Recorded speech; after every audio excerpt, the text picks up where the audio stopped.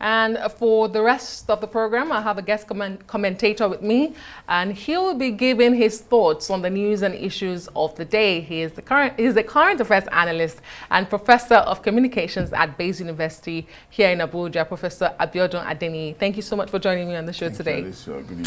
Good evening. It's been a wet day in Abuja. Even as our hearts go out to the people of Borno, in Maiduguri, where it's been flooded at the moment. Effect of climate change. Indeed, yeah? And Vice President is there visiting on an on-the-spot assessment. That's right. But let's talk about some other issues, Professor Adeniyi. Today, INEC had a mock exercise, mock accreditation exercise in Edo State, 11 days to the election. Again, they're singing the tune, we're ready, we're going to deliver credible, transparent, fair elections. But we've had this tune before, over and over again. Do you think there's likely to be any difference? Well, it's unexpected, the kind of soundbite we expect in a pre-election stage. And we do not expect it from anyone else other than the electoral body, the umpire in the process. And if they are preparing, of course, we maybe again raise our hope a little bit, but oftentimes when we hear this, before long, we get disappointed again. If not in the course of the election, it will be after the election by one thing or the other. Sometimes it may not necessarily be therefore, because oftentimes we also say that election is a multi-stakeholder affair. They probably will have perfected the process in their own imagination, you know, but when it comes to practice, there's always a problem. Maybe another set of stakeholder that is supposed to contribute to the success, you know, has dropped the ball somewhere.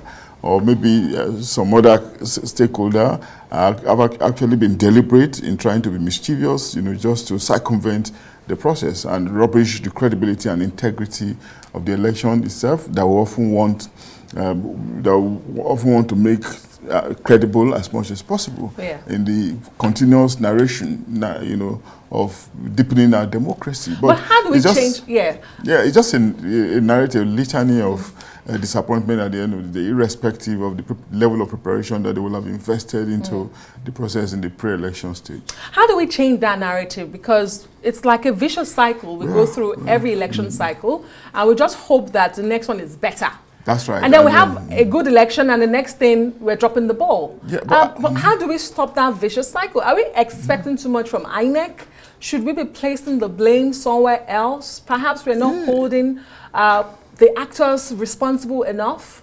Well, I think there are two ways to look at it. The first is that INEC is operating within a system that is generally problematic, you know, a socio-economic, political-economic system that is problematic. And it's going to be very difficult, you know, for just one institution in that range of, in that mix, you know, to be exemplary. So whatever any one institution try to do is going to be affected, you know, by the bigger picture of, you know, declining institution, or declining institution, or the fact that, I beg your pardon, that the institutions are not even in existence in the first place, or they are very, very weak. So INEC will find it difficult, you know, to be an oasis, you know, in an ocean of decline, you know, largely. That is, if INEC itself, you know, is speak and span in everything that it does. You know, there are people who will raise the argument that INEC itself, you know, is not good enough, not necessarily because of the structure or the institution, but that because of the people, you know, occupying the place at the moment. This is contestable, you know, but of course there are notions around that kind of, around that as well. You know, but I want to believe that the effort should not be discontinued on account of this picture. It's a continuing conversation, and of course our efforts as well should just not be discontinued in the process of in the interest of trying. Indeed, and I was just going to say, I mean, when you say it's contestable, we have seen INEC officials who have been arrested, who have been tried in the courts because they have tried to sabotage the electoral process. But I was going to ask you, very recently we saw former President Goodluck Jonathan talk about the kind of democracy we have. Perhaps if we begin to practice the democracy that is not a zero-sum game. You know, our elections where if you score at least 30%, you should be able to get something. Maybe a government, a national unity, so to say. Would that incentivize those who play do or die politics? Also, can we begin to look at the offices? Perhaps they're too attractive for people, and so they kill and do all sorts to get there. You're raising so many fundamental issues, and of course, it's probably the reason why, you know, agitators, those who are asking that the constitution be changed, you know, actually making that case. There are so many fundamental issues that you have weaved, you know, briefly in your question.